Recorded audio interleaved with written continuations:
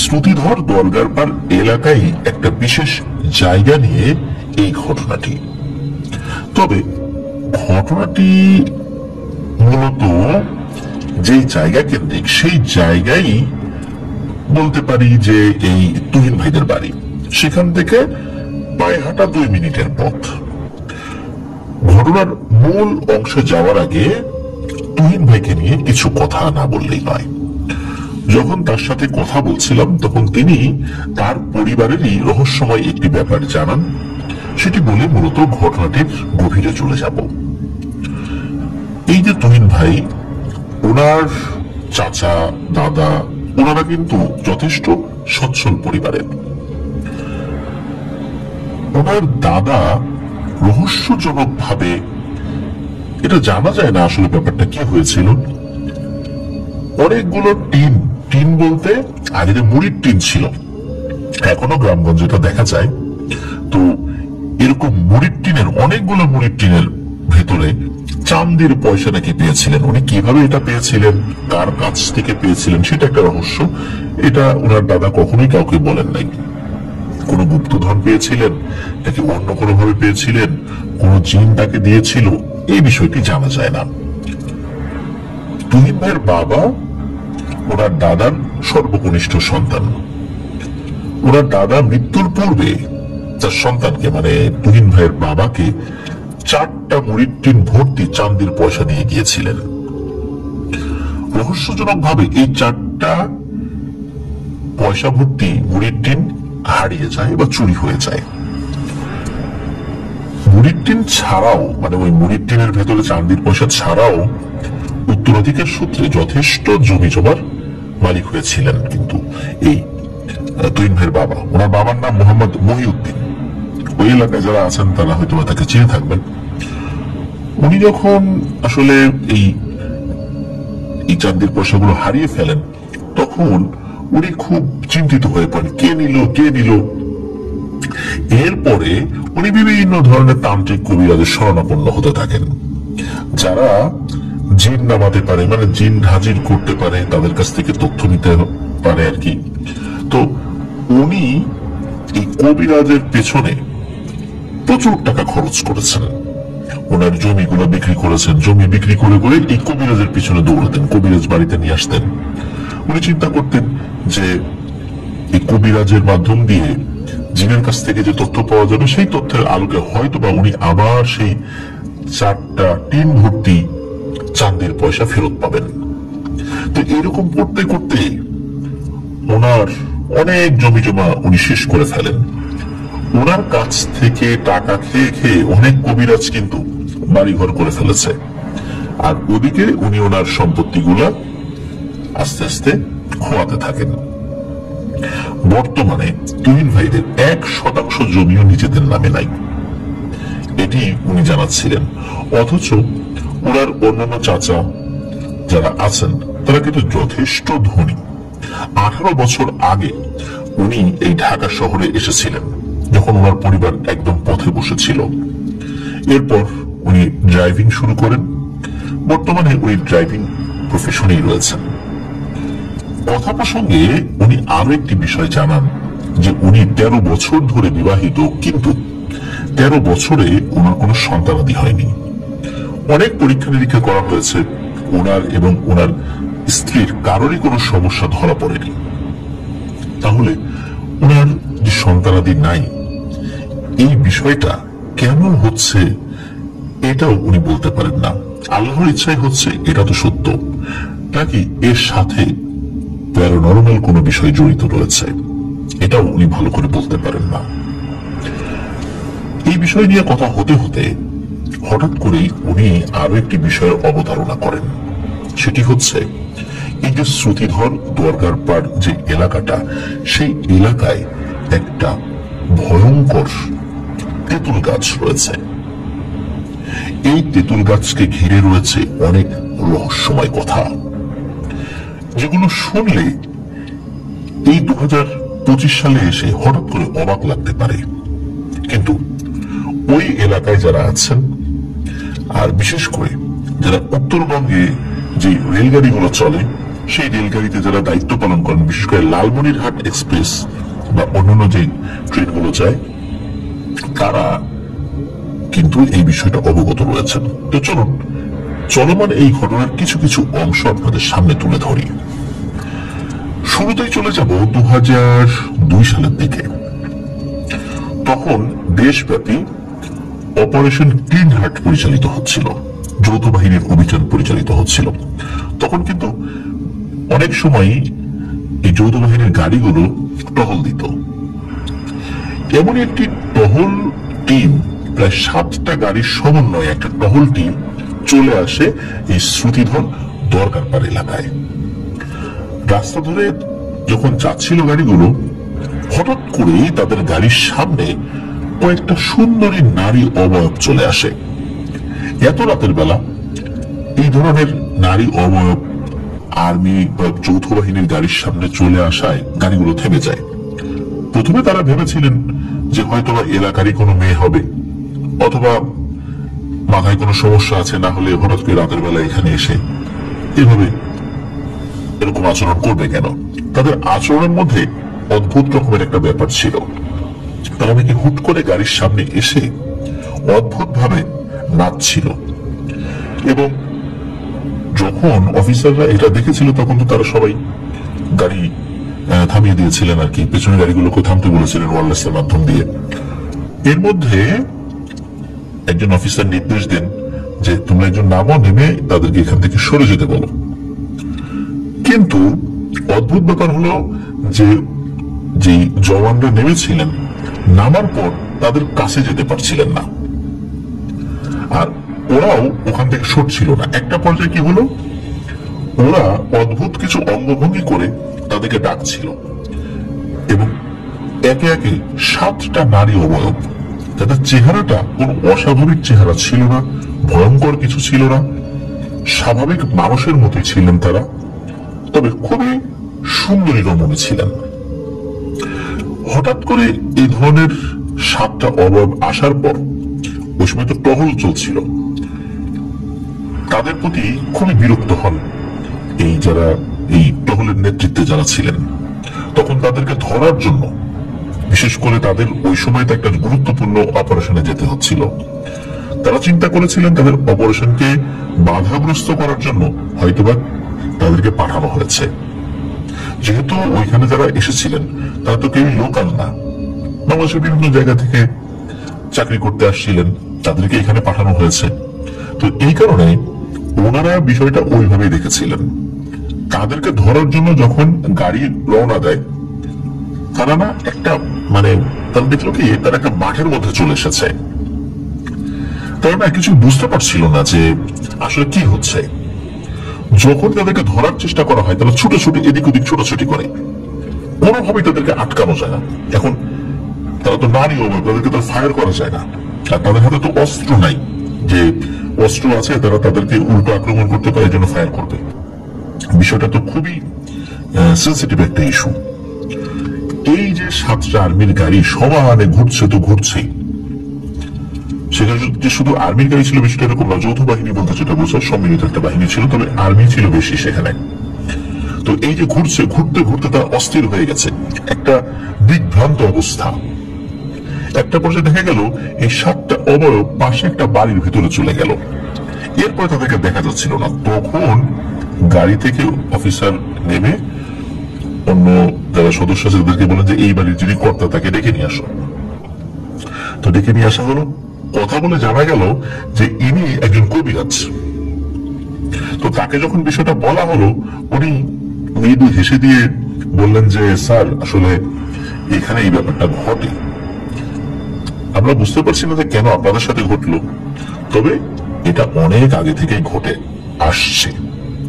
তখন উনি জানালেন যে এই যে রাস্তার পাশে যে বিশাল বড় একটা তেঁতুল গাছ রয়েছে, এই তেঁতুল গাছে 7টা পরী থাকে। এই 7টা পরী কখনো মানুষকে ক্ষতি করে না, তবে রাতের বেলা কেউ যদি দ্রুত গতিতে যানবাহন নিয়ে এদিক দিয়ে আসে, তাহলে এরা তাদের পথ রোধ করে দাঁড়ায়। আপনাদের বেলা হয়তো এটাই হয়েছে, কিন্তু এই ব্যাপারটা অফিসার মানতে চাচ্ছিলেন না। উনি প্রথমে খুব বিরক্ত হয়েছিলেন, চিন্তা করলেন যে এরা হয়তো বা এই বাড়িরই সদস্য। ওই বাড়ি সার্চ করেও কিন্তু ওই 7টা অবয়বকে পাওয়া যায়নি। পরবর্তীতে ওরা হয়তো বা খোঁজখবর নিয়েছিলেন, কিন্তু ব্যাপারটা রহস্যময় তো। আর তাদেরকে বলা চলে যে প্রায় সারা রাতই ওই মাঠের মধ্যে একটা গোলক ধাঁধার মধ্যে রেখেছিল। এই বিষয়টা অত্র এলাকায় এখন অনেকেই জানে।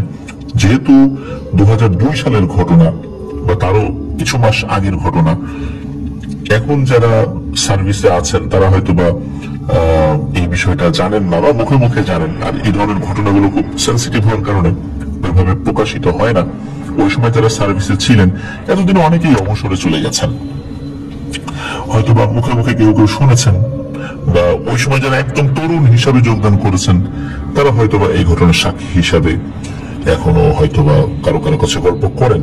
কিন্তু এগুলো লিখিত কোনো দলিল তো আসলে থাকে না। আর আর্মির ব্যাপারগুলো তো অত্যন্ত স্পর্শকাতর, যার কারণে এই বিষয়গুলো বাইরে ওইভাবে প্রকাশিত হয় না। এই তো গেল ওই সময়ের একটা ঘটনা, যেটা ওই এলাকার সকলেই জানেন বলে আমাদেরকে জানিয়েছেন তুহিন ভাই। এরপর আরো একটা অদ্ভুত ব্যাপার আপনাদের সামনে এখন উপস্থাপন করব। আজ থেকে 2-3 বছর আগের ঘটনা। লালমনিরহাট এক্সপ্রেস, এটি যখন এই শ্রুতিধর দরগার পার এলাকা পার হচ্ছিল, হঠাৎ করে রাতের বেলা এই ট্রেনটি থেমে যায়। ড্রাইভার ট্রেনটি থামিয়ে দিতে বাধ্য হন। আসলে বাধ্য হয়েছিলেন নাকি একাই থেমে গিয়েছিল ব্যাপারটা কিন্তু এটা আলোচনা সাপেক্ষ ব্যাপার, কারণ বিষয়টা একটা রহস্য রয়ে গেছে। দূর থেকেই নাকি 7টা নারী অবয়ব রেল লাইনের উপর দাঁড়িয়েছিল। ওই ট্রেনের যিনি চালক, ওনাকে আগের থেকে মেসেজ দেওয়া হয়েছিল যে ওই জায়গায় আসলে ট্রেনের স্পিড যেন কমিয়ে দেওয়া হয়, কিন্তু হয়তো বা কোনো কারণে উনি ভুলে গিয়েছিলেন। হঠাৎ করে দূর থেকে যখন এটা দেখছিলেন, এরপর উনি গতিটা কিছুটা কমালেও ট্রেন থামান নাই, কিন্তু ট্রেনটা নাকি একা একাই থেমে যায় এবং ট্রেনের সামনে ওই অবয়বগুলো দাঁড়িয়েই থাকে। ওই ট্রেনে যারা যাত্রী ছিলেন তারা কিন্তু কেউই ট্রেন থেকে নামেন নাই। অনেকেই জানতেন যে এইখানে সমস্যাটা কি হয়। কিছু সময় পর একা একাই নাকি ওই 7টা অবয়ব ট্রেনের উপর, বলতে এই যে রেল লাইনের উপর থেকে তারা সরে চলে যায়। এরপর ট্রেন আবার চলা শুরু করে। এখন পর্যন্ত নাকি রাতের বেলা ওই জায়গা দিয়ে ট্রেন যখন চলে তখন স্পিড কমিয়ে দিতে হয়, তা না হলে ট্রেনটা তারা নাকি থামিয়ে দেয়। এরকম কথা কিন্তু প্রচলিত রয়েছে। আরো একটা ব্যাপার প্রচলিত আছে, সেটা হচ্ছে যে ওই জায়গায় আসার পর অনেকেই নাকি ট্রেনের জানালা দিয়ে টর্চ মারতে থাকে সেই তেঁতুল গাছের দিকে। ওই তেঁতুল গাছে অনেকেই নাকি এই 7টা নারী অবয়বকে দেখেছে।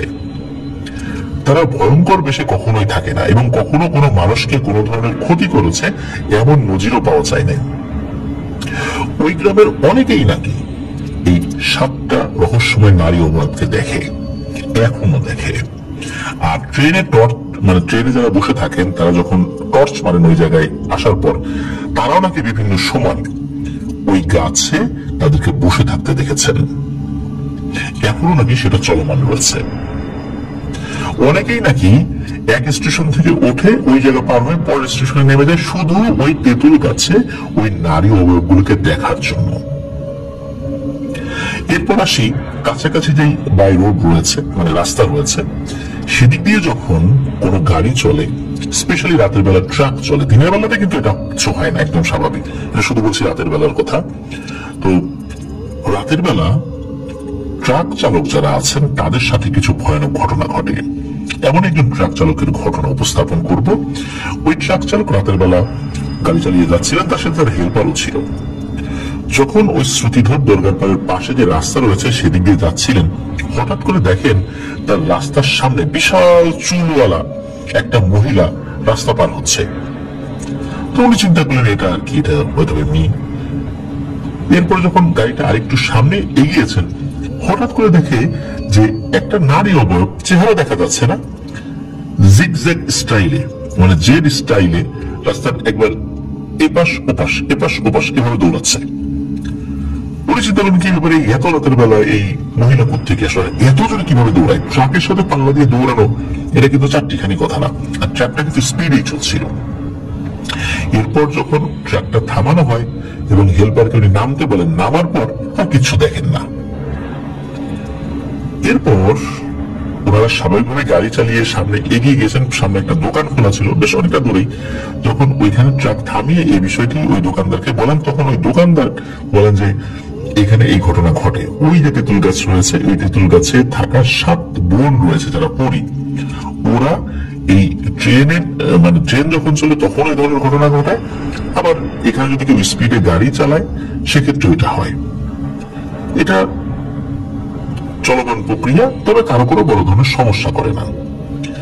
এটা এখনো চলছে এবং গভীর রাত থেকে ফজরের আগ পর্যন্ত এই ধরনের ব্যাপারগুলো ঘটতে থাকে। প্রিয় লিসেনার্স, আপনারা যারা ওই এলাকায় রয়েছেন তারা কি এই 7 কন্যা সম্পর্কে জানেন? 7 কন্যা শব্দটা কেন বলছি জানেন? অত্র এলাকায় এই ব্যাপারটা 7 কন্যা নামে পরিচিত। 7 কন্যার বাগান, 7 কন্যার তেঁতুল গাছ, 7 কন্যা নামে যদি এক নামে বলা যায় সকলেই সেখানে চেনে, শ্রুতিধর দরকারপাড়া এলাকায়। প্রিয় লিসেনার্স, আপনারাও কিন্তু চাইলে গিয়ে দেখতে পারেন।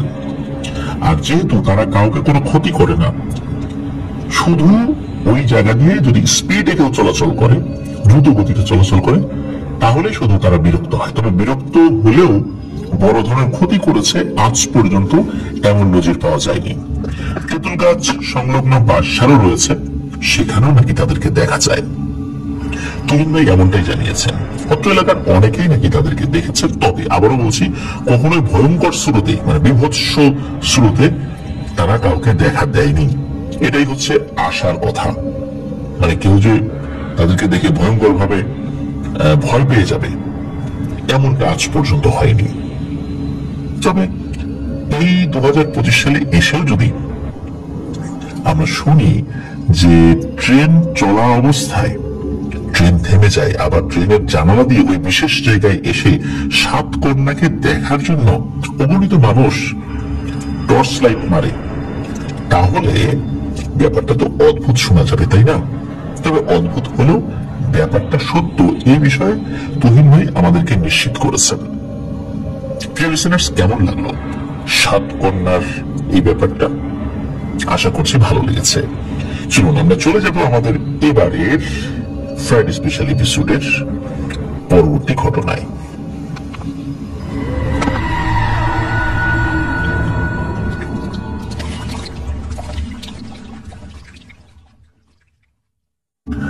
আবারও স্বাগতম জানাচ্ছি প্রিয় লিসেনার্স আমাদের এবারের ফ্রাইডে স্পেশাল এপিসোডের নতুন আরো একটি ঘটনায়।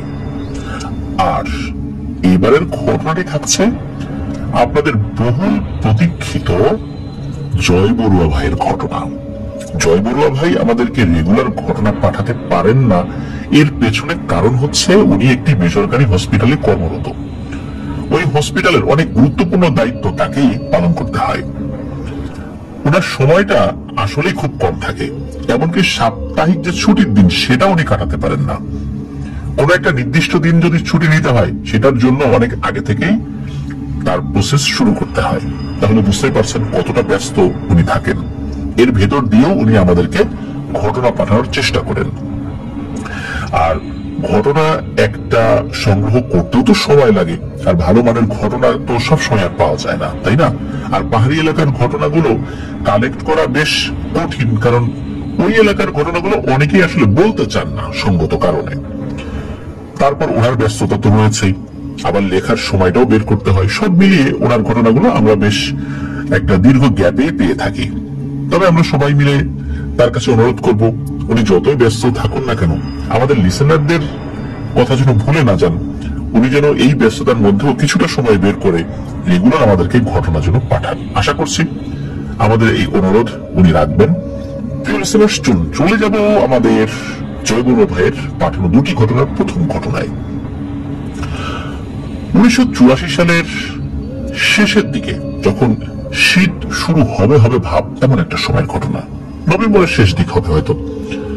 ঘটনার স্থান চট্টগ্রামের রাউজান উপজেলার আবুরখিল নামক একটা গ্রাম। ঘটনার যিনি মূল ব্যক্তি তার নাম হচ্ছে এজাহার মিয়া।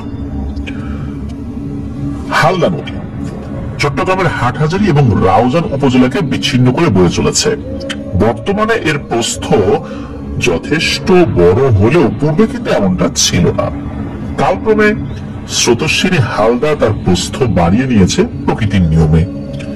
এই প্রস্থ সুপ্রস্থ করতে হালদা গ্রাস করেছে বহু মানুষের বসত ভিটা, জমি জমা, এমনকি বাদ যায়নি অনেক ধর্মীয় প্রতিষ্ঠানও। 1984 সালের শেষের দিকে এই এজাহার মিয়া তার ছোট নৌকায় চেপে বোয়াল মাছ শিকারে বড়শি নিয়ে বের হতেন। তার মাছ ধরার প্রক্রিয়াটা একটু ব্যতিক্রমী ছিল বটে। তিনি জোয়ারের সময় বড়শি ফেলে নৌকায় বসে থাকতেন, আর জোয়ারের স্রোতে নৌকা আপন গতিতে ভেসে যেত। ঠিক একই রকম ভাবে ভাটার সময়ও ছিপ ফেলে নৌকায় চুপচাপ বসে থাকতেন, আর নৌকা তার আপন গতিতে ভেসে যেত। আর রাক্ষসে বোয়াল মাছ বা অন্য মাছেরা সেই চলন্ত নৌকার ছিপের টোপ গিলত, আর তাতেই ধরা পড়ে যেত সেই মাছটা। এভাবে দিনে 4 বার জোয়ার ভাটায় নদীতে একটা নির্দিষ্ট দূরত্বে তিনি আসা যাওয়া করতেন। 6 ঘন্টা পর পর কিন্তু জোয়ার ভাটা হয়, এটা আমরা জানি। অনেক সময় উনি কম সময়ও নদীতে থাকতেন, আবার কখনো কখনো 24 ঘন্টাই থাকতেন, এমনও হতো। এটা নির্ভর করছে উনি কি পরিমাণ মাছ পেয়েছেন সেটার উপরে।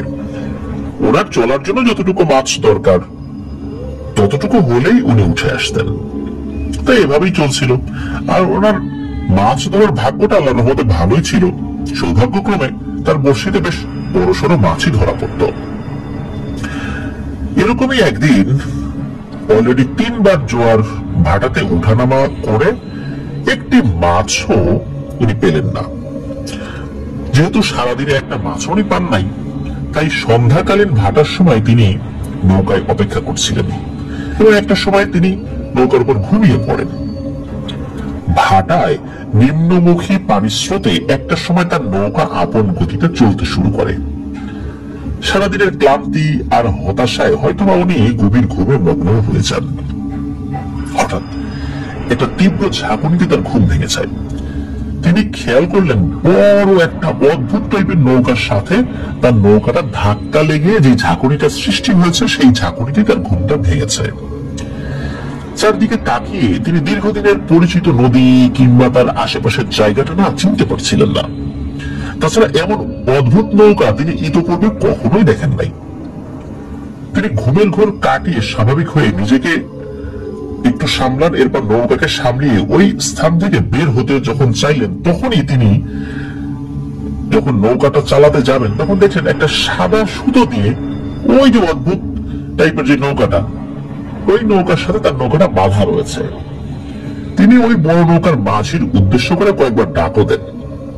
কোন সাড়া না পেয়ে তিনি ওই যে সাদা রশির যে অংশটা তার নৌকায় বাঁধা রয়েছে সেটা খুলতে গেলে তিনি দেখেন রশিটাতে কোনো গিঁটে দেয়া নেই, শুধু তার নৌকায় পড়ে আছে রশিটা। তিনি অবাক হয়ে রশিটা তুলে ফেলে দিতে গেলে বুঝলেন ছোট চিকন রশিটা এতটাই ভারী যে তিনি এক চুলো ওই রশিটা নাড়াতেই পারলেন না, ওখান থেকে সরাতেও পারলেন না। অনেক চেষ্টা করে তিনি অবাক হলেন বেশ। চারদিকে তাকিয়ে তিনি আবারও চেষ্টা করলেন, কিন্তু না, রশিটা উনি তুলতে পারলেন না। অনেকক্ষণ চেষ্টা করে তিনি বেশ অবাক হলেন। চারিদিকে তাকিয়ে তিনি আবারও চেষ্টা করেন, রশিটা এবারও তিনি তুলতেই পারলেন না। এবার তিনি নৌকাটিকে তীরে ভিড়িয়ে ওই অচেনা জায়গায় নামলেন। চারদিকে তাকিয়ে দেখলেন, কিন্তু জায়গাটা তিনি চিনতেই পারছিলেন না। মনে মনে বেশ বোকা হয়ে গেলেন তিনি। এতদিনের পরিচিত জায়গাগুলো তার কাছে একদমই অচেনা লাগছে। অদ্ভুত বড় নৌকার পাশে গিয়ে তিনি বেশ কয়েকবার ডাকতেন, কিন্তু এবারও কোনো সাড়া শব্দ নেই। তিনি সেই বড় নৌকায় উঠে দেখতে চাইলেন। অনেক কষ্টে নৌকাতে উঠলেনও তিনি, কিন্তু উঠেই তিনি অবাক হয়ে গেলেন। এত সুন্দর পরিপাটি নৌকা তিনি কখনোই দেখেন নাই। ছোট একটা ঝুপড়ি আছে নৌকাটাতে। তিনি সেই ঝুপড়ির কাছে এগিয়ে গিয়ে ঝুপড়ির সামনে থাকা ধবধবে সাদা কাপড়টা সরিয়ে ভিতরে উকি দিয়ে দেখেন সুন্দর করে সাজানো একটা চেয়ার রয়েছে, শুধু, আর কিছুই নেই। অদ্ভুত আলপনা করা এমন চেয়ার উনি আগে কখনোই দেখেননি। তিনি ওই ঝুপড়ির চারদিকে ভালো করে অবাক আর মুগ্ধ দৃষ্টিতে তাকিয়ে রইলেন।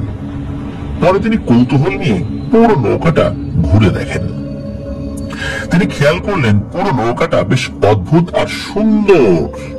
আরো অবাক করার ব্যাপার হলো সেই নৌকায় কোনো ইঞ্জিনও নেই, বৈঠাও নেই, এমনকি কোনো হালও নেই।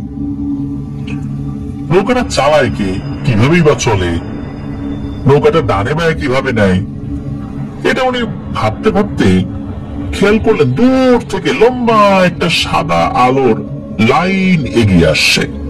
মানে একটু গ্যাপে গ্যাপে অনেকগুলো সাদা আলো, মনে হচ্ছে একটা লাইন আর কি। সাদা আলো বলতে পুরোপুরি আলো এমনটা নয়, সাদা আভার মতোই। তো তিনি খেয়াল করলেন যে সাদা আলোগুলো ওই নৌকার দিকে এগিয়ে আসছে। তিনি দৌড়ে নৌকা থেকে নামতে যাবেন, ঠিক তখনই দেখেন নৌকাটা তীর থেকে যথেষ্ট দূরে চলে এসেছে। কোন উপায়ন্তর না দেখে তিনি নৌকার এক কোণে বসে রইলেন। একটু পরে লক্ষ্য করলেন একে একে 7টা লম্বা সুদর্শন পুরুষ নৌকায় উঠলেন। লম্বা ধবধবে সাদা কাপড়ের অদ্ভুত আলখেল্লা পোশাকে আবৃত সবার দেহ। তাদের মধ্যে 6 জন নৌকার ঝুপড়ি ঘরটার 6 কোণে দাঁড়ায়, আর একজন ওই ঝুপড়ি ঘরের ভেতরে গিয়ে ঢুকে গেল। তিনি খেয়াল করলেন তাদের কারো মুখেই কোনো কথা নেই, কোনো শব্দও নেই। আর এই যে এজাহার সাহেব, উনি যে ওই নৌকায় আছেন সেদিকেও কারো কোনো ভ্রুক্ষেপই নেই। তারা একদম সোজা ঠায় দাঁড়িয়ে আছে যে যার মতো। একটু পরেই সমস্বরে সবাই বিসমিল্লাহ বলে উঠলেন। আর বিসমিল্লাহ বলার সাথে সাথে ওই নৌকাটায় সামান্য ঝাঁকুনি অনুভব করলেন এজাহার মিয়া। তিনি নিজেকে আরো গুটিয়ে চুপচাপ বসে রইলেন।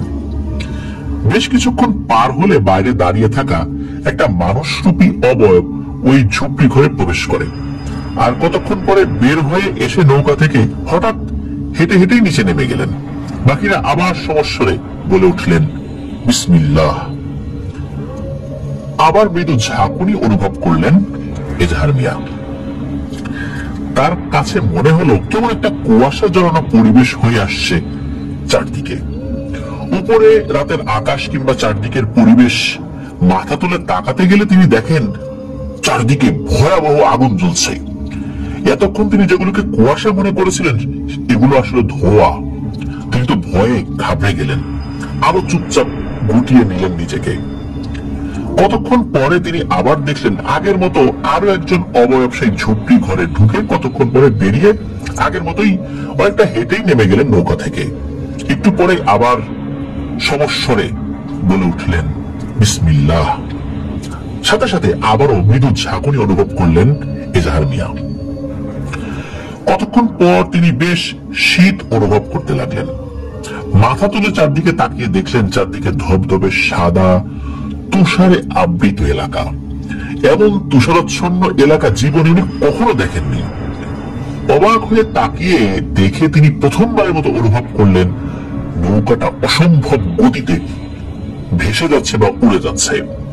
এবার তার মনে ভয় সঞ্চার হলো, তিনি আসলে যাচ্ছেন না কোথায়। হুট করে আবার বসে পড়লেন নিজের জায়গায়। নৌকার এত গতি, এত অদ্ভুত কিছু ঘটে চলেছে, অথচ সেই অবয়বদের কারো কোনো ভ্রুক্ষেপই নেই, নেই কোনো নড়াচড়া, সারা শব্দ। এটা কি মানুষ নাকি অন্য কিছু? সারা জীবন রাত বিরেতে মাছ ধরা লোকটা কখনো জিন ভূত দেখেনি, এসব চিন্তা কখনো মাথায় আসেনি। সবসময় এসব চিন্তা মাথায় আসলে ভয় লাগতো, এখন উনি কিনা এই ধরনের একটা ভয়ঙ্কর পরিবেশে পড়ে গেছেন। ভয় বলতে তাদের পূর্বপুরুষরা ইংরেজদেরকে ভয় পেতেন, এরপরে শোষক জমিদারদেরকে ভয় পেতেন, এরপরে পাক হানাদার বাহিনীকে ভয় পেতেন। কিন্তু জিন জাতির সান্নিধ্যে যে ওরা আসবেন বা মানুষের কাছে জিন জাতি চলে আসবে, এরকমটা আসলে তার কল্পনাতেও ছিল না। এসব ভাবতে ভাবতে আবারও আরেকজন মানুষরূপী অবয়ব ওই ঝুপড়ি ঘরে ঢুকে কতক্ষণ পরে বেরিয়ে আসে। আগের দুজনের মতোই নৌকা থেকে নেমে যায়, যথারীতি আগের মতোই সমস্বরে বিসমিল্লাহ শব্দ শোনা যায় বাকিদের মুখে। এবার এজাহার মিয়া খেয়াল করলেন প্রচন্ড বৃষ্টি হচ্ছে চারিদিকে, অথচ তাদের নৌকায় কোনো বৃষ্টি হচ্ছে না। আগে থেকেই অদ্ভুত বিষয় দেখা এজাহার মিয়া তেমনটা অবাক হলেন না। একটু পরে আবারও আগের মতো আরো একজন অবয়ব নৌকা থেকে একইভাবে নেমে যায়। এভাবে কিছুক্ষণ পরে আরো একজন, তারপরে আরো একজন নৌকা থেকে নেমে কোথায় যেন হারিয়ে যায়। এত অতিপ্রাকৃত বিষয় দেখে বিশেষ কিছু আর নির্দিষ্টভাবে মনে রাখতে পারেননি এজাহার মিয়া। পুরো নৌকায় তিনি আর ঝুপড়ি ঘরে থাকা সেই অবয়বটা। এভাবে বেশ কিছুক্ষণ পরে সেই ঝুপড়ি ঘরে থাকা অবয়বটি বেরিয়ে এসে নিজের মতো করে হেঁটে নৌকা থেকে নেমে গেলেন। এজাহার মিয়া চারিদিকে তাকিয়ে দেখলেন বিশাল জলরাশির মাঝখানে দাঁড়িয়ে রয়েছে নৌকাটি। হালদা নদীর বুকে বোয়াল মাছের মতো রাক্ষসে মাছ শিকারী নিজেকে আবিষ্কার করে কুল কিনারাহীন জলরাশির মাঝখানে। নৌকার চারিদিকে তাকিয়েও একই দৃশ্য দেখেন এজাহার মিয়া। চারদিকে শুধুই জলরাশি, আশেপাশে কোনো আলো দেখা যাচ্ছে না। অনেক দূরে যদি কোনো জনমানব থাকে বা অনেক দূরে কোনো নৌকা থাকে, জাহাজ থাকে, সেখানে তো আলো জ্বলবে, কিন্তু উনি কিছুই দেখতে পাচ্ছেন না। মনে হচ্ছে আশেপাশে কয়েকশো কিলোমিটারের মধ্যেও কোনো আলোর নিশানাও নেই। উনি ওই অবয়বটাকে খেয়াল করতে গেলে দেখেন সেই অবয়বটাও কোথাও নেই। চূড়ান্ত ভাবে ঘাবড়ে গেলেন এজাহার মিয়া। কোথায় এসে পড়লেন তিনি? নৌকার এই মাথা থেকে ও মাথা দৌড়ে তিনি তো কোনো কুল কিনারা পাচ্ছেন না। সেই একই দৃশ্য, চোখ যতদূর যায় শুধুই জনরাশি। তবে হঠাৎ খেয়াল করলেন তার নৌকাটাও ঠিক আগের মতোই বড় নৌকার সাথে বাঁধা রয়েছে। মনে মনে বেশ আশার সঞ্চার হলো, এই ভেবে যে অন্তত উনি পৃথিবীতে তো আছেন। কিন্তু পরক্ষণে তার ভুল ভেঙে যায়। ভালো করে খেয়াল করলে উনি দেখতে পান যে এত বিশাল জলরাশির ঢেউয়ের দোলায় বিন্দু মাত্র দুল ছিল না ওই নৌকা দুটি। ঠায় দাঁড়িয়ে আছে, তার ছোট নৌকাটিও দাঁড়িয়ে আছে আর এই বড় নৌকাটিও দাঁড়িয়ে রয়েছে। অবাক করা বিষয় বটে। একটু পরে তিনি আরো নিশ্চিত হতে পারলেন যখন দেখলেন দু তিনজন অবয়ব সেই পানির উপরে অবলীলায় হেঁটে যাচ্ছে। এজাহার মিয়া বুঝতে পারলেন তিনি আসলে এক ভিন্ন জগতে আছেন। হয়তো পৃথিবীতেই আছেন, তবে এক ভিন্ন জগতে। নৌকা থেকে নামার সাহস না হলেও তিনি তার নৌকায় চলে আসার চেষ্টা করছিলেন এবং একটা সময় বড় ওই নৌকা থেকে নেমে তার নিজের নৌকায় চলেও আসেন। হাত দিয়ে সেই জলরাশি ধরতে পারছিলেন তিনি। এবারও তিনি আরো কয়েকজন অবয়বকে দেখলেন এবং তাদের অনেক ডাকাডাকি করেও কোনো সারা শব্দ পেলেন না। মানে সবাই যে যার মতো চলে যাচ্ছে। তার ডাকাডাকিতে কেউ ভ্রুক্ষেপই করছে না। নিজেকে সামনে রাখতে পারলেন না উনি, আর নিজেকে সামনে রাখতে না পেরে কান্নাকাটি শুরু করে দেন এজাহার মিয়া। একটা পর্যায়ে তিনি খেয়াল করতে লাগলেন যে বড় নৌকাটা আবার আপনা থেকেই চলা শুরু করেছে এবং এজাহার মিয়া আর তার নৌকাটাও সমান তালে ভেসে চলেছে। কিছুক্ষণ পরে নৌকার গতি এতটাই বেড়ে গিয়েছিল যে এজাহার মিয়া চোখে সাদা ধোয়া বাঁধার কিছুই দেখছিলেন না। আর তাকিয়ে থাকতে না পেরে নিজের নৌকায় মুখ গুঁজে শুয়ে পড়লেন তিনি। তার যে ছোট নৌকা সেটা কিন্তু এত স্পিডে চলতে পারে না, কারণ এত স্পিডে চললে ঢেউয়ের সাথে তার নৌকাটা যে ধাক্কাটা খাবে, এতে তার নৌকা দুমড়ে মুচড়ে যাবে। তিনি ভয় পাচ্ছিলেন এই বুঝে তার নৌকাটা দুমড়ে মুচড়ে গেল আর উনি বিশাল এই জলরাশির মধ্যে পড়ে ডুবে মারা যাবেন। সাঁতরে কোথায় যাবেন? কোনো কুলকিনারাই তো নাই। এরপর উনি আসলে জ্ঞান হারিয়েছেন কিনা তাও জানেন না। মানুষের হই হট্টগোল শুনে তিনি তাকিয়ে দেখেন হালদা নদীর একটা চরে আটকে আছেন তিনি আর তার নৌকাটা ঠিকঠাকই আছে। তিনি নৌকায় মুখ গুঁজে শুয়ে আছেন। গ্রামে ছড়িয়ে পড়ে এজাহার মিয়াকে পাওয়া গেছে। প্রায় 14 দিন নিখোঁজ থাকার পরে এজাহার মিয়াকে পাওয়া যায়। এজাহার মিয়া নিজেও এখন সবকিছু চিনতে পারছিলেন। এটা তাদেরই গ্রাম। হাও মাও করে কান্নাকাটি শুরু করে দেন। নৌকা থেকে নেমে বাড়ির দিকে দৌড় দেন এজাহার মিয়া। বাড়িতে তো খুশির রোল পড়ে যায় এজাহার মিয়াকে ফেরত পেয়ে। তিনি ধীরে ধীরে নিজের অদ্ভুত অভিজ্ঞতার কথা তার স্ত্রী, পরিবার পরিজন এবং অন্যদেরকেও বলতে থাকেন। এত অল্প সময়ের মধ্যে 14টা দিন কিভাবে পার হলো? 14 দিন তিনি নাকি নিখোঁজ ছিলেন। সবাই তাকে খোঁজাখুঁজি করেছে, অনেকেই ধরেছে হয়তোবা নৌকা ডুবিতে উনি মারা গিয়েছেন, আর স্রোতে কোথায় তার লাশ ভেসে চলে গেছে কেউ বলতে পারে না। এমনটাই ভেবেছিল সবাই, কিন্তু না, আল্লাহর অশেষ রহমতে উনি ফেরত এসেছিলেন। এরপরই এজাহার মিয়ার স্বভাব চালচলনে পরিবর্তন আসে, নিজেকে সংযত করে বেশ নামাজি আর পরহেজগার মানুষে রূপান্তরিত হয়ে যান আল্লাহর অশেষ রহমতে। এলাকায় বেশ বিতর্ক জন্মে। কেউ বলে এজাহার মিয়া মানসিকভাবে ভারসাম্য হারিয়েছেন, কেউ বলে যে উনি অজ্ঞান হয়ে প্রলাপ বকছেন। তো এরকম ভাবে এক একজন এক এক রকম ভাবে কথা বলতে থাকে, কেউ তার কথা বিশ্বাস করে, কেউ বিশ্বাস করে না। তো এইভাবেই জীবন পার করছিলেন এজাহার মিয়া।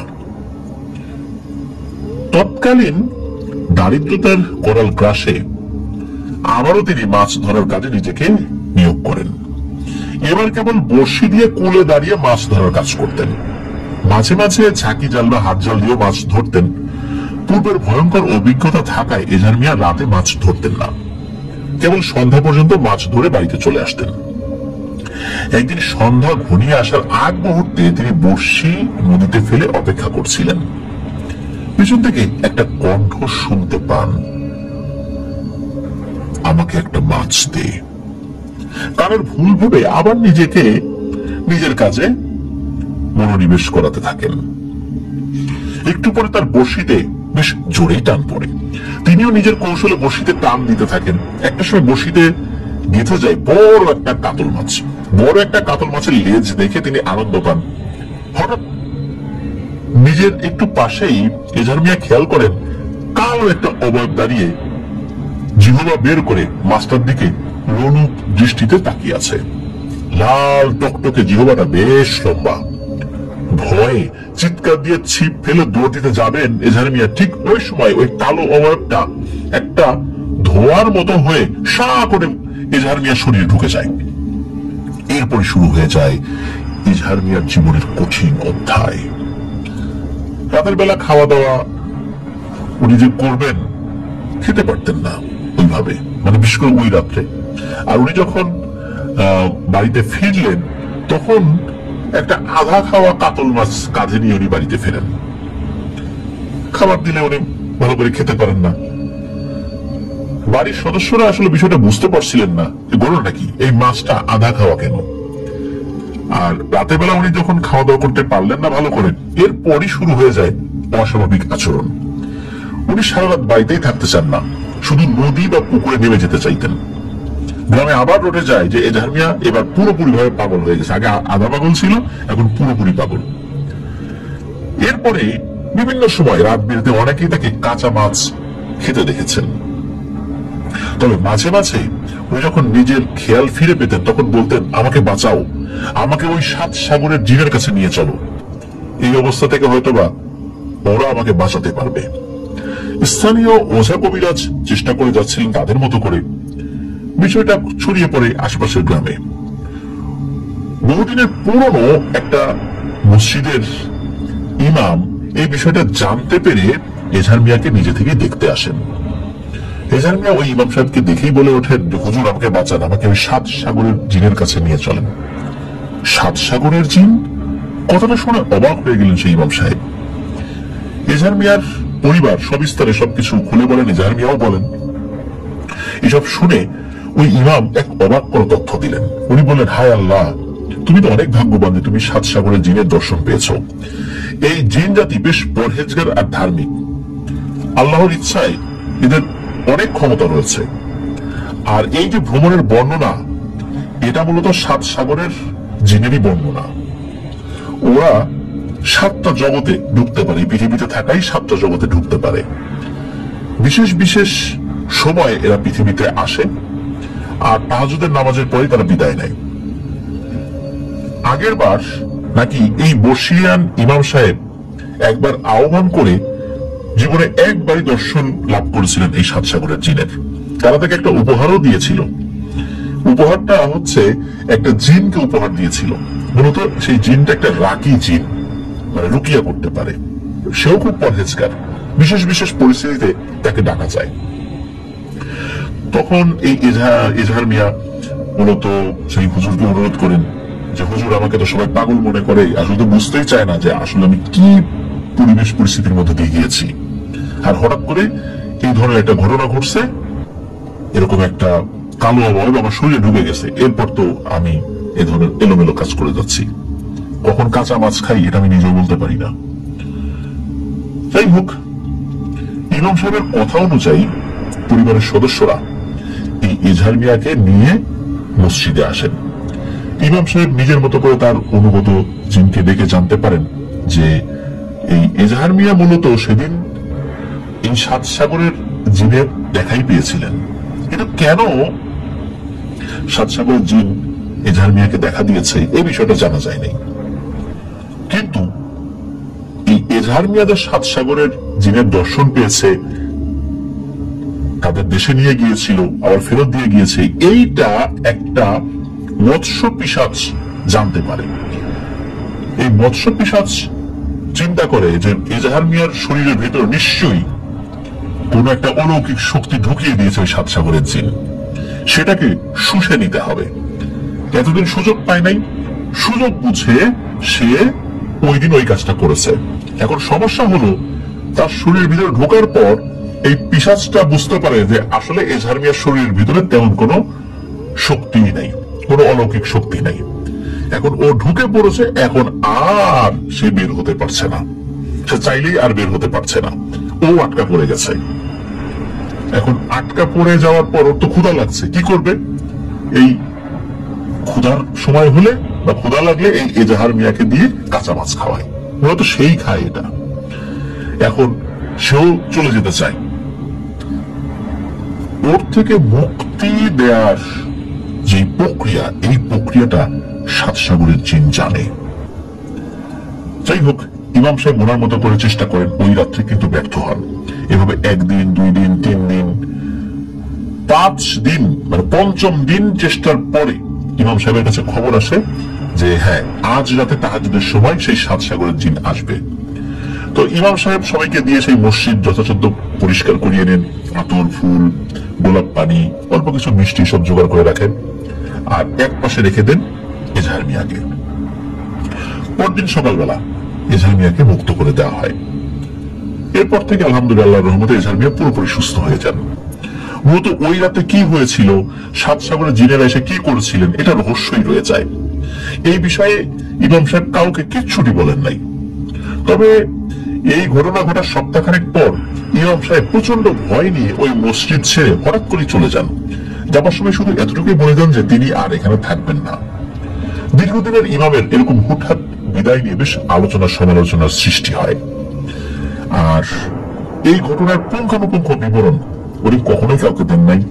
এজাহার মিয়াও কিছু বলতে পারেননি কোন প্রক্রিয়ায় ওই পিশাচ জিনটাকে তারা মুক্তি দিয়েছিলেন, মানে 7 সাগরের জিন মুক্তি দিয়েছিলেন, এই বিষয়টা সম্পূর্ণ রহস্যাবৃতই রয়ে গেছে। তবে এজাহার মিয়া শুধু এতটুকু মনে আছে, ওই 7 সাগরের যে জিন, মানে 7 জন মানুষরূপী অবয়ব ওই রাত্রে এসেছিল, শুধু এতটুকুই মনে আছে, এরপর আর কিছু মনে নাই। এই ঘটনা নিয়ে মিশ্র প্রতিক্রিয়া রয়েছে ওই এলাকার মানুষের মধ্যে। অনেকেই এজাহার মিয়াকে পাগল মনে করেন, তার সমস্ত ঘটনাকে পাগলের প্রলাপ মনে করেন। এই জন্যই মূলত এই ঘটনা একটা বিতর্কিত ঘটনা। আদতে এটা ঘটেছিল কিনা এটা নিয়ে অনেকে প্রশ্ন তোলেন। তবে আমরা যারা ভয়ের ঘটনা শুনতে ভালোবাসি বা দীর্ঘদিন ধরে ভয়ের ঘটনা শুনি, তারা কিন্তু বুঝতে পারি আসলে এই ধরনের ঘটনা ঘটা কিন্তু সম্ভব। অদ্ভুত ব্যাপার হচ্ছে, একটা রশি, যেটা চিকন একটা রশি, এটা এত ভার কিভাবে হলো যে এজাহার মিয়া কোনোভাবেই সেটি নাড়াতে পারছিলেন না। আবার ওই রশিটা দিয়ে তার নৌকা বাঁধাও ছিল না, শুধু রশিটা তার নৌকার উপরে ছিল কিছুটা অংশ, সেটা উনি ছাড়াতে পারছিলেন না। আর এই 7 সাগরের জিন আসলে কারা, এটাও এক রহস্য, যে রহস্য আজও উদ্ঘাটিত হয়নি। ইমাম সাহেব কেন হঠাৎ করে উনি নির্দেশ হয়ে গেলেন? দীর্ঘদিনের এই মসজিদ ছেড়ে উনি হঠাৎ করে কেন চলে গেলেন? কি হয়েছিল ওই রাত্রে? কেনই বা সাত সাগরের জিন এজাহার মিয়াকে দেখা দিয়েছিল? এগুলো রহস্যই রয়ে গেছে, আর হয়তো বা জানা যাবে না কখনোই। এটি ছিল ঘটনা। কেমন লাগলো ঘটনাটি? আশা করছি ঘটনাটি আপনাদের কাছে ভালো লেগেছে। চলুন এবার আমরা চলে যাব জয় বড়ুয়া ভাইয়ের পাঠানো আরো একটি নতুন ঘটনায়। আর এই ঘটনাটি আমাদের এবারের ফ্রাইডে স্পেশাল এপিসোডের তৃতীয় এবং শেষ ঘটনা। চলুন শুনে আসি সেই ঘটনাটি। অনেকক্ষণ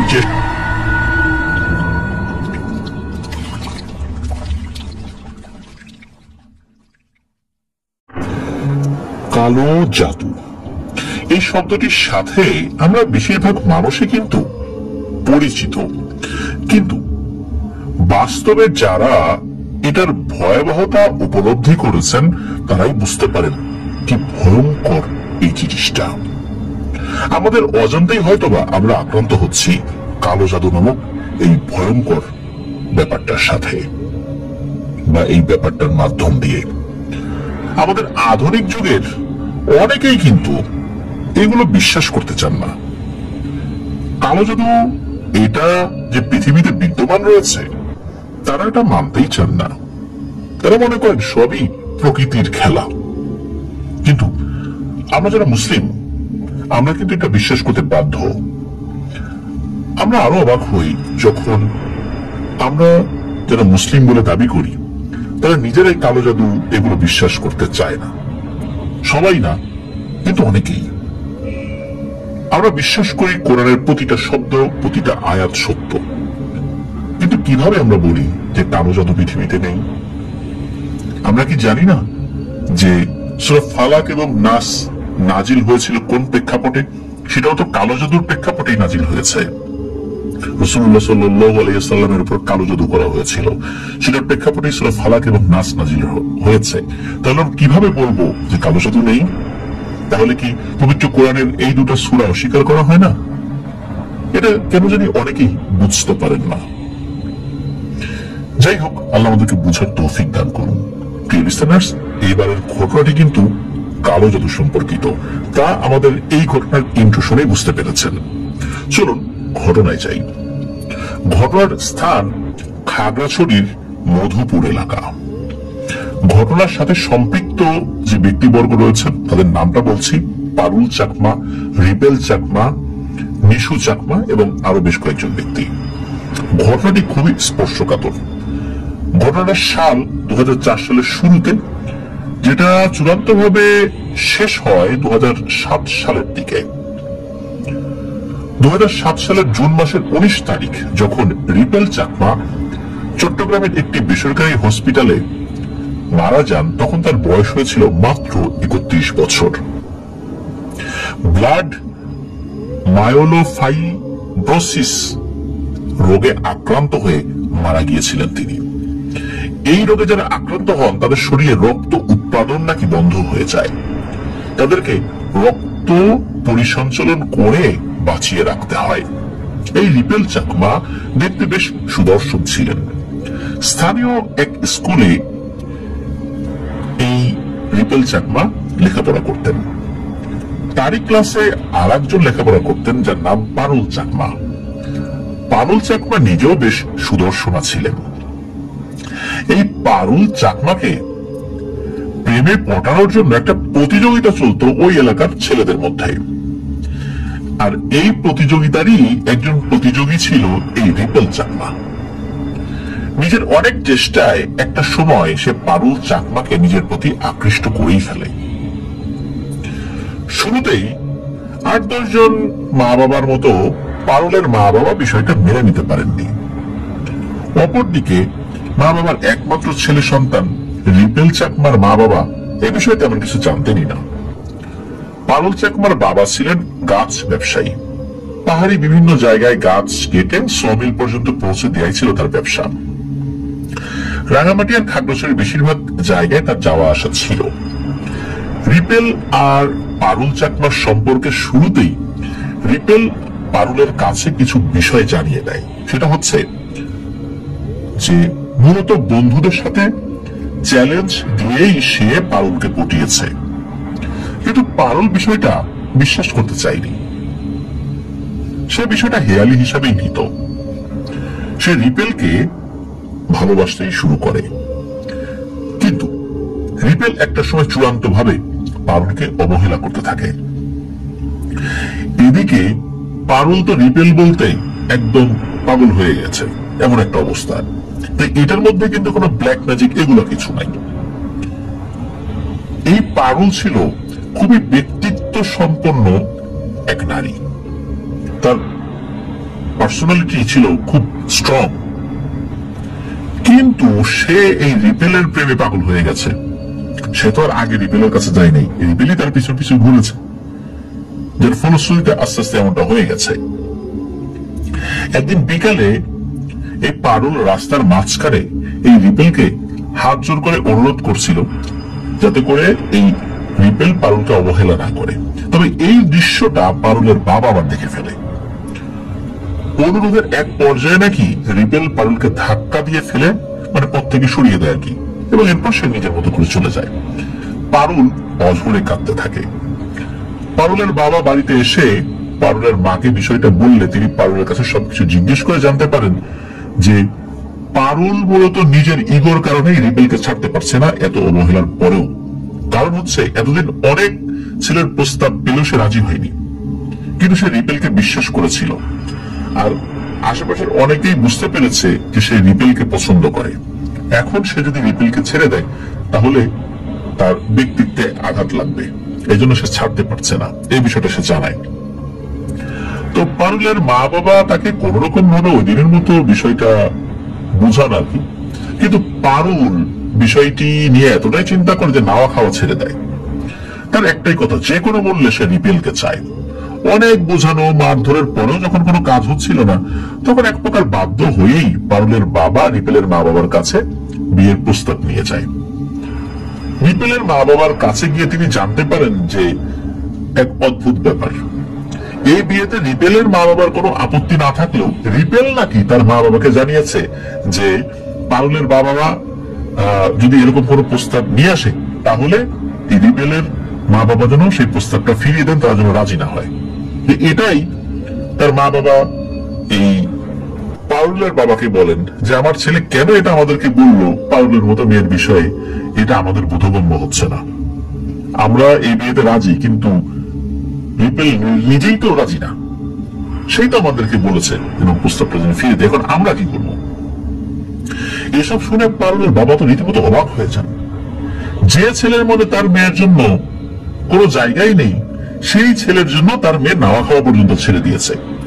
তিনি তো রাগে ক্ষোভে দুঃখে বাড়িতে গিয়ে তার মেয়েকে বেশ মারধর করেন আর বলেন যে এই ব্যাপার, তুই যে ছেলের জন্য এরকম করছিস, দেখ আমি নিজে বিয়ের প্রস্তাব নিয়ে গিয়ে এই কথা শুনে আসছি, বিশ্বাস না হলে আমার সাথে চল, তার মা বাবার কাছ থেকে শুনে আয়। বিষয়টি যখন পারুল জানতে পারলো এবং নিজেও এটা পরখ করে দেখলো তার বাবার কথা সত্য, তখন এই পারুল জানায় যে এর প্রতিশোধ সে নেবে। কারণ বন্ধু বান্ধবদের সাথে বাজি ধরে সে এই ধরনের কাজ করেছে, সুতরাং এর শাস্তি তাকে পেতে হবে। প্রতিশোধ নেবে সে, এই প্রতিশোধের কথা তার বাবাকে জানায়। আর তার বাবাও দেখলো যে এই ছেলেটা এরকম একটা কাজ করেছে, সুতরাং একে তো শাস্তি করতেই হবে। ওই দিনই সিদ্ধান্ত হয় যে রিপেলের উপর কালো জাদু করা হবে। শুরু হয় এক আস্থাভাজন তান্ত্রিকের খোঁজাখুঁজি। তারই ধারাবাহিকতায় পানছড়ির ভাই ছড়া নামক এক জায়গায় এক মারমা তান্ত্রিকের সন্ধান পান তারা, যিনি এই অধিকাংশ সময় দেশি মদ খেয়ে মাতাল হয়ে পড়ে থাকতেন। শোনা যায় এক বোতল দেশীয় মদ পেলে তিনি ওই দিন অন্য কোনো খাবারই খাইতে চাইতেন না। তো পারুলের বাবা প্রথমে তাকে সবকিছুই খুলে বলেন। তো উনি মাতাল অবস্থায় থাকায় কতদূর কি শুনেছেন এটা হয়তোবা বোঝা গেল না, উনি না শুনে রাজি হয়ে যান, ঠিক আছে কাজটা করে দেবো, এটা তো একদম খুবই সামান্য বিষয়, এটা বলে দেন আর কি। ওই তান্ত্রিকের সাথে কথা বলে আসার সময় তান্ত্রিকের স্ত্রী পারুলের বাবাকে সতর্ক করে দেন যে তার স্বামীর মানে যে কোনো কাজ কিন্তু খুবই জঘন্য এবং বিপজ্জনক, কেননা তিনি কাজ করতে গিয়ে প্রত্যেকটা সময় কোনো না কোনো সমস্যা বাঁধিয়ে দেন, কিন্তু সমস্যা বাঁধালেও এটা সমাধান করতে পারেন না। কারণ হলো তিনি যখন ব্ল্যাক ম্যাজিক করেন ওই সময় নেশাগ্রস্ত থাকেন, যার কারণে পরবর্তীতে উনি কোন পদ্ধতিতে ব্ল্যাক ম্যাজিকটা করেছিলেন, ঠিক এক্সাক্ট কোন ব্ল্যাক ম্যাজিকটা করেছেন এইটা নাকি পরে আর মনে করতে পারেন না। এটাই হলো সমস্যা। আর যেহেতু মনে করতে পারেন না, সেটা কাটানোর পদ্ধতিটাও উনি জানলেও কোনটা প্রয়োগ করবেন অনেক পদ্ধতির মধ্যে সেটা বুঝতে পারেন না, যার ফলশ্রুতিতে সমস্যা যদি একবার একটা বেঁধে যায় সেটা মারাত্মক আকার ধারণ করে, সেটা সমাধান হয় না। তো পারুলের বাবা এমন সতর্কবার্তা শুনে আসার পথে স্থানীয় কয়েকজনকে জিজ্ঞেস করেন যে তান্ত্রিক কেমন লোক। তার এই প্রশ্নের জবাবে সবাই বলে যে সে মাতাল আর লোক ভালো না। মাতাল তো ঠিকই, বিপজ্জনকও বটে, তাই সবাই তাকে সমীহ করে চলতো। তিনি এটাও শোনেন এক প্রতিবেশীর কাছে যে একটা ডাব নাকি একজনের কাছে চেয়েছিলেন এই তান্ত্রিক। ডাব না পেয়ে এমন ভাবে ওই লোকের উপর কালো জাদু করে দেয় যে সে ডাবের পানি ছাড়া আর কোনো কিছুই খেতে পারত না, যার ফলশ্রুতিতে তার শরীরে অতিমাত্রায় পটাশিয়াম হয়ে যায় এবং এই কারণেই সে মারা গিয়েছিল। এসব লোকমুখে শোনার পর পারুল বাবা মনে খুশি হলেন, যাক খুব ভয়ঙ্কর এক তান্ত্রিকের সন্ধান উনি পেয়েছেন। তিনি দু একদিন পরে আবার সেই তান্ত্রিকের কাছে গেলেন। এবার তিনি সাথে এক বোতল দেশীয় মদ নিয়ে গেলেন, যেটা ওই তান্ত্রিকের খুব পছন্দ। তান্ত্রিক তো ওই দেশীয় মদের বোতল পেয়ে খুশিতে আত্মহারা। তিনি চট জলদি পারুলের বাবার কাছে রিপেল চাকমার মা বাবার নাম জিজ্ঞেস করে বাড়ির ভেতর থেকে বেশ কিছুক্ষণ পরে 7টা সাদা কাগজে মোড়ানো মোমবাতি, 7টা সুই, কিছু লাল সাদা সরিষা এনে, মানে মাগি এবং সেতি সরিষা এনে পারুলের বাবার হাতে দেন এবং বলেন যে এই 7টা মোমবাতি 7 দিন সূর্য ডোবার পরে সুইগুলো গেঁথে জ্বালিয়ে দিতে, আর একটা মাটির পাত্রে সেই সরিষাগুলো 7 দিন অল্প অল্প করে ভেজে আবার তুলে রাখতে। তো পারুলের বাবা যথারীতি তান্ত্রিকের কথা মতো বাড়িতে এসে পারুলকে সবকিছু বুঝিয়ে দেন। পারুলও তার বাবার কথা মতো কাজ শুরু করে দেয়। একদিন, দুদিন, 3 দিন পার হওয়ার পরেও আশানুরূপ সাফল্য দেখা যাচ্ছিল না। বিন্দুমাত্র অবস্থার পরিবর্তন না দেখে পারুলের বাবা আবার সেই তান্ত্রিকের কাছে যান, কিন্তু গিয়ে দেখেন যে সেই তান্ত্রিক নেশায় বুঁদ হয়ে পড়ে আছে। তিনি বেশ কয়েকবার তাকে ডেকে কোনো সাড়া না পেয়ে চলেই আসবেন। সেই তান্ত্রিকের স্ত্রী পারুলের বাবাকে তখন উদ্দেশ্য করে বলেন যে ওর কাজ কিন্তু খুবই বাজে, আমি কিন্তু বলছিলাম আপনাকে, কখন কাকে কি করে সে মনে রাখতে পারে না, তাই খুব সাবধানে থাকবেন। তো পারুলের বাবা প্রসঙ্গত তাকেও বিষয়টা খুলে বলেন। সবকিছু শুনে তান্ত্রিকের স্ত্রী পারুলের বাবাকে বলেন যেহেতু তিনি 7 দিন এটা করতে বলেছেন, সেহেতু 7 দিন করে দেখেন, কেননা তার স্বামীর ওষুধটা কি ব্যর্থ হয় না, পরীক্ষিত। এটাও ওই তান্ত্রিকের স্ত্রী বলে দেন।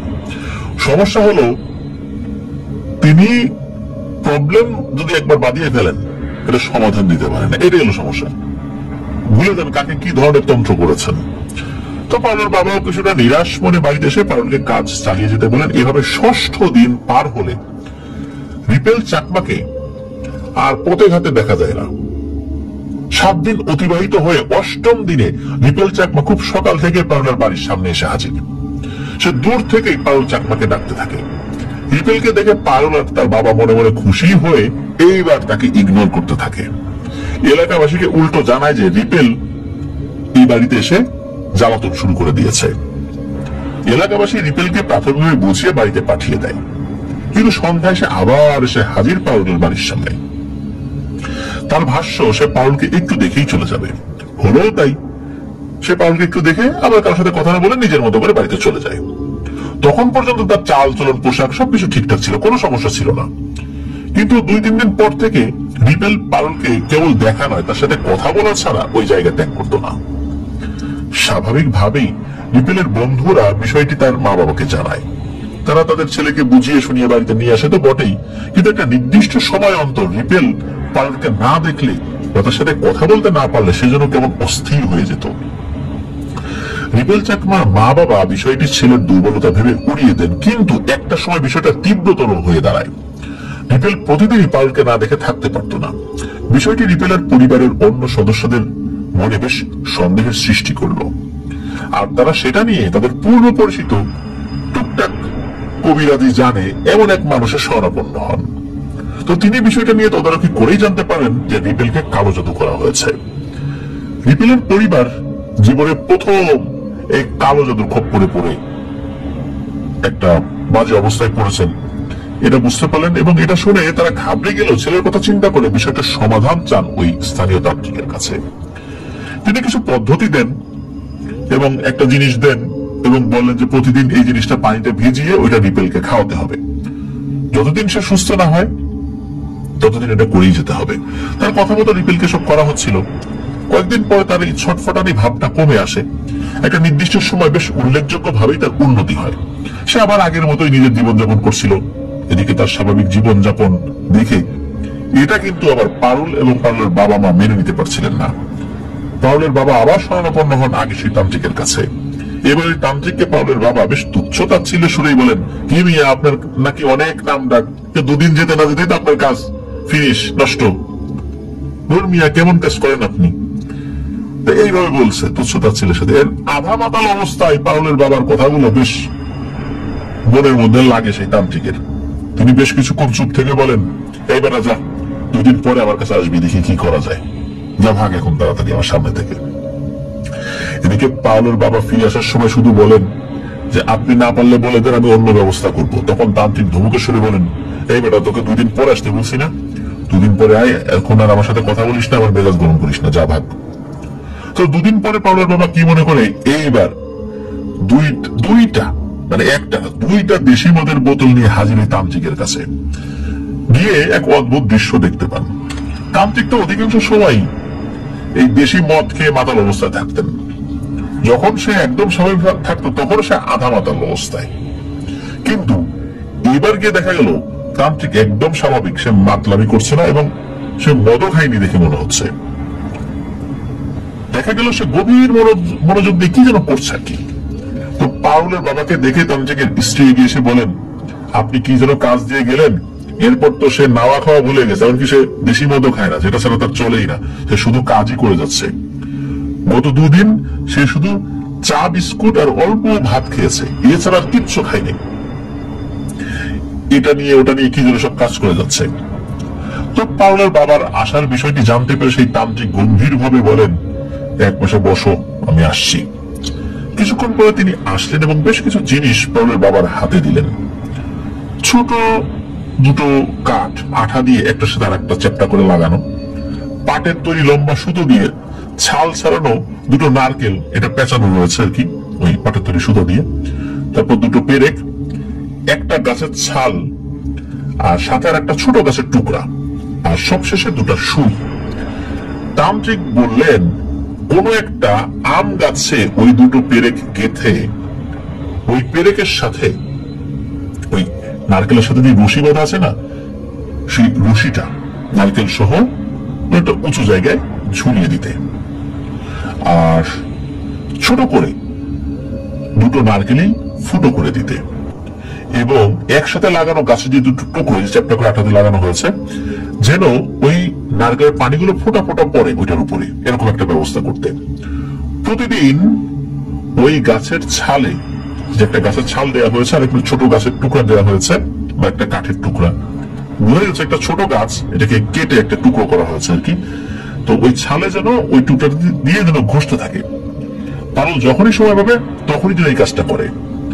রিপেল যখন পারুলের কাছে আসবে তখন ওই সুই দিয়ে ওই রিপেলের দুই হাতের দুই কনিষ্ঠ আঙ্গুল, যেটাকে আমরা অনেকে কেনি আঙ্গুলি বলি, ওই কনিষ্ঠ আঙ্গুল থেকে রক্ত নিয়ে পুনরায় সেই তান্ত্রিকের কাছে যেন এনে দেয় সেই রক্তটা।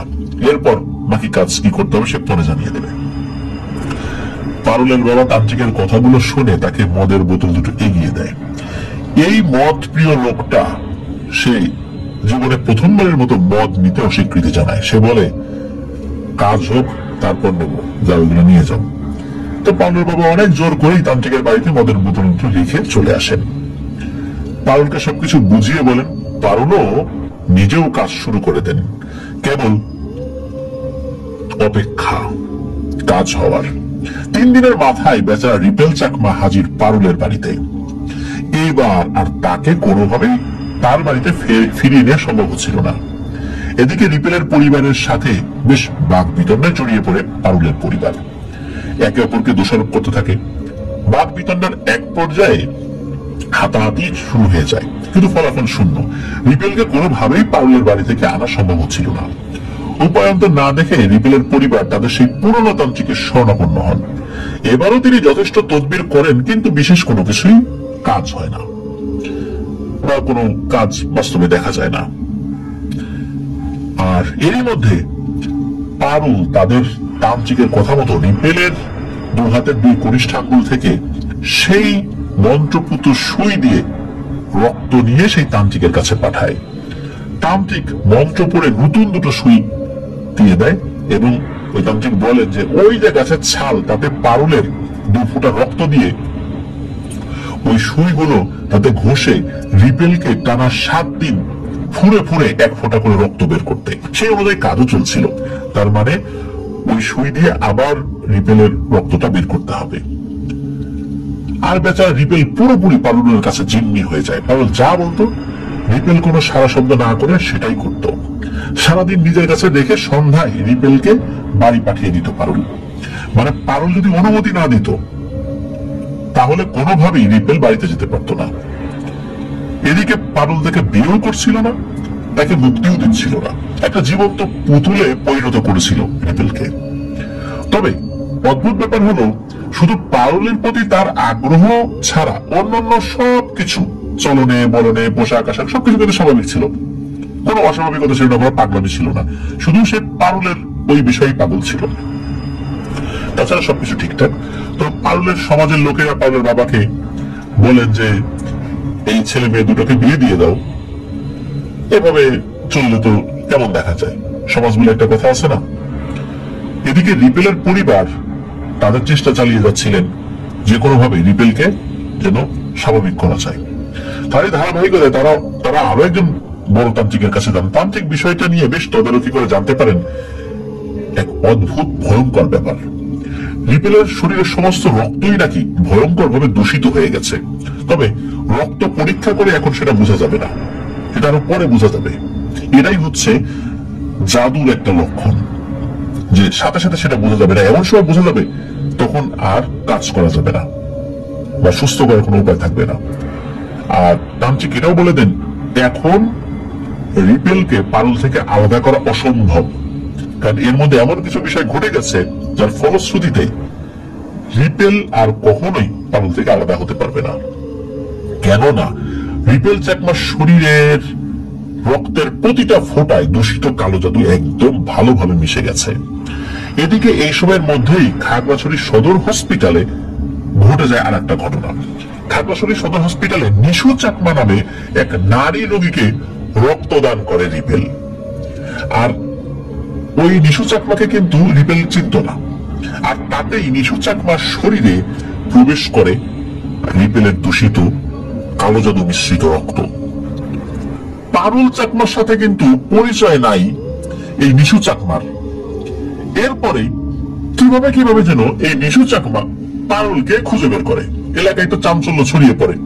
পারুলের থেকে বয়সে বড় এক অসুস্থ নারী পারুলকে ছাড়া কিচ্ছু বুঝতে চায় না। পারুল বলতেছে পাগল, দুজনই মহিলা। রিপেল চাকমার মতো নিশু চাকমা নিজেও পারুলের বাড়িতে অবস্থান নেয়, সে কিছুতেই এই পারুলের বাড়ি ছেড়ে যাবে না। পরে জানা যায় যে উনি সেই রোগী যাকে রিপেল রক্ত দিয়েছিল কয়েকদিন আগে। নিশু চাকমার পরিবার বিষয়টা কোনো কুল কিনারা করতে পারছিল না, হলোটা কি হঠাৎ করে। এই মেয়েটা পারুলকে চেনেই না, তাকে খুঁজে বের করে কিভাবে এই পারুলের প্রতি দুর্বল হয়ে গেছে। একজন মেয়ে আরেকজন মেয়ের প্রতি দুর্বল হয়ে পড়লো, তাও কোনো পূর্ব পরিচয় ছাড়া। এটা কেমন কথা, এটা তো খুবই অস্বাভাবিক ব্যাপার। এদিকে বেচারা রিপেল চাকমা হঠাৎ করে অসুস্থ হয়ে পড়ে, প্রচন্ড জ্বর আর শারীরিক দুর্বলতা নিয়ে। এদিকে দুজন মানুষকে নিয়ে বেশ বিপদে পড়ে যায় পারুল চাকমার পরিবার। একদিকে রিপেল আর একদিকে নিশু চাকমা। নিজেদের কুচিন্তা বুমেরাং হয়ে নিজেদের ঘাড়ে চলে আসতে থাকে। সামাজিক পারিবারিক বিভিন্ন চাপের সম্মুখীন হচ্ছিলেন তারা। বিশেষ করে অসুস্থ রিপেলকে নিয়ে বেশ ঝামেলায় পড়ে যাচ্ছিলেন তারা, কেননা রিপেল পারুলকে ছাড়া থাকতে পারছিল না। এদিকে পারুল কিন্তু রিপেলকে বিয়ে করেনি, আবার নিশু চাকমাও পারুলের সাথে ছায়ার মতো সবসময় অবস্থান করছিল। সব মিলিয়ে ভয়াবহ একটা সময় পার করছিলেন তারা। উপায়ন্তর না দেখে পারুলের বাবা পুনরায় গেলেন সেই তান্ত্রিকের কাছে সমাধানের জন্য। কিন্তু বিধিবাম যথারীতি নেশায় বোধ হয়েছিলেন সেই তান্ত্রিক। আদৌ হুঁশে সে পারুলের বাবাকে চিনতেই পারছিলেন না। রীতিমতো অবাক হয়ে যান পারুলের বাবা। অনেক চেষ্টা করেও পারুলের বাবা সেই তান্ত্রিকের হুঁশ ফিরিয়ে আনতে পারেন না। পরে তান্ত্রিকের স্ত্রীকে সবকিছু খুলে বলেন তিনি। তান্ত্রিকের স্ত্রী পারুলের বাবাকে বলেন যে তার স্বামী এরকমই। আমি তো আগেই আপনাকে সতর্ক করছিলাম যে আমার স্বামী প্রত্যেকটা কাজ করতে গিয়ে একটা ঝামেলা বাঁধায়, আর এই ঝামেলা সে সমাধান করতে পারে না, কারণ তার তো মনেই থাকে না সে কোন পদ্ধতিতে কাজটা করছে, সমাধান করবে কিভাবে। যেহেতু সমস্যাটা মারাত্মক, সেই কারণে তার স্বামীর হুঁশ ফিরলে তিনি সর্বোচ্চ চেষ্টা করবেন, এই কথাটা তিনি পারুলের বাবাকে বলেন। এদিকে হাসপাতালে ভর্তি হতে হয় রিপেলকে। বিয়ে না করেও সর্বক্ষণ রিপেলের সাথেই থাকতে হচ্ছিল পারুলকে। সাথে বিশু চাকমাও ছায়ার মতো লেগেছে। কি একটা ভয়ঙ্কর ব্যাপার। রিপেলের জীবন নরক বানাতে গিয়ে পারুল নিজেই নিজের জীবনকে একদম নরক বানিয়ে ফেলেছে। ওই রিপেলের কাছ থেকে সে সরতে পারে না। রিপেল চিৎকার চেঁচামেচি শুরু করে, আবার সাথে লেগে আছে আরেক মহিলা বিশু চাকমা। এ কেমন এক আজব সমস্যা। এবার আইনি ঝামেলায় জড়িয়ে পড়ে তারা। থানায় ডায়েরি করেন রিপেলের পরিবার। তদন্ত অফিসার রিপেলের সাথে কথা বলে রিপেলের পরিবারকে ফিরিয়ে দেন। কেননা পুলিশ কর্মকর্তার কাছে গিয়ে তারা এই কালো জাদুর কথা বলেছে। এখন আইনে কি এই বিষয়গুলো চলে? নিশ্চয়ই না। এদিকে রিপেল পারুলের বিরুদ্ধে কোনো অ্যাকশনে যেতে নারাজ। এটা যখন ওই পুলিশ কর্মকর্তা জানতে পারলেন, কথা বললেন রিপেলের সাথে, এমনকি লিখিত স্টেটমেন্ট নিলেন যে পারুলের বিরুদ্ধে রিপেল কোনো অভিযোগ করবে না, এরপরে তো আর কোনো কথা থাকে না। কারণ তাদের প্রত্যেকের বয়সী 18 বছর প্লাস হয়ে গেছে। এখন তো এটা তো আর চলে না। কোনো আইনি ঝামেলায় আসলে ফেলা যায় নাই পারুলের পরিবারকে। শেষ পর্যন্ত চেষ্টা করেছিলেন রিপেলের পরিবার, কিন্তু সেটা হয়নি। তো ঘটনার তীব্রতা দেখে পারুলের বাবা পুনরায় গেলেন সেই তান্ত্রিকের কাছে। দুর্ভাগ্য যে আজ তিনি বাড়িতেই নেই। পরে তার স্ত্রীর সাথে কথা বলে জানা গেছে তান্ত্রিকের স্ত্রী তান্ত্রিকের হুঁশ ফিরলে তাকে সবকিছু খুলে বলেন। কিন্তু তার স্বামী উত্তর দেয় যে তার তো কিছু মনে নাই, যেটা সবসময় হয় আর কি। তো বাড়ি থেকে বেরিয়ে যে কোথায় গেছেন তার কোনো খোঁজ খবর নেই। মাথায় আকাশ ভেঙে পড়ে পারুলের বাবা। তবুও তিনি সেই তান্ত্রিককে যথাসাধ্য খুঁজে বের করার চেষ্টা করেন। নিজের জানাশোনা সবাইকে অনুরোধ করেন তাকে খুঁজে দিতে। কিন্তু যে বা যারা সেই তান্ত্রিককে চিনতেন তারা অনেকটাই নিশ্চিত ছিলেন তাকে খুঁজে পাওয়া গেলেও এর কোনো সমাধান হবে না। খুঁজে পাওয়া যাবেই, তার ফ্যামিলি এখানে আসবেই। তো মাঝে মাঝে এরকম 3-4 দিনে ধরে হাওয়া হয়ে যায়, আবার চলেও আসে। কিন্তু এই তান্ত্রিক তো নিজের কাজ মনে রাখতে পারেন না, এগুলো সমাধানও হবে না। এদিকে রিপেল চাকমার শারীরিক অবনতি হচ্ছিল। তাকে চট্টগ্রাম মেডিকেল কলেজ হসপিটালে পাঠানোর সিদ্ধান্ত নেওয়া হয়। বিভিন্ন পরীক্ষা নিরীক্ষা করে শেষ পর্যন্ত জানা যায় শরীরে নতুন করে রক্ত উৎপন্ন হচ্ছে না। কোন এক অজানা কারণে হঠাৎ করে এক জটিল রোগে আক্রান্ত হয় সে।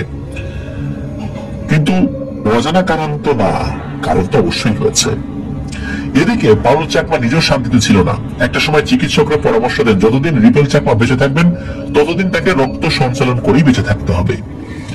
এভাবেই নির্দিষ্ট সময় পরে রিপেলকে রক্ত দিয়ে বাঁচিয়ে রাখা হয়। কিন্তু মূল সমস্যা হয় পারুল চাকমার প্রতি বিশু চাকমার আকর্ষণ কোনোভাবে কমানো যাচ্ছিল না। বেশ কদিন পরে কালো জাদু করা সেই তান্ত্রিকটার সন্ধান পাওয়া গেল। তিনি ঠিক মনে করতে পারছিলেন না যে আসলে কি ধরনের কালো জাদু তিনি করেছিলেন। তবে একটা কথা বারবার বলছিলেন যে রাগ করে যেহেতু কাজটি করেছেন সুতরাং বিশেষ কিছুই উনি করেছেন, আর যেহেতু একটা জটিল সমস্যার উদ্ভব হয়েছে তাহলে ওই রোগী মারা যাবে, এটাই উনি বলছিলেন আর কি।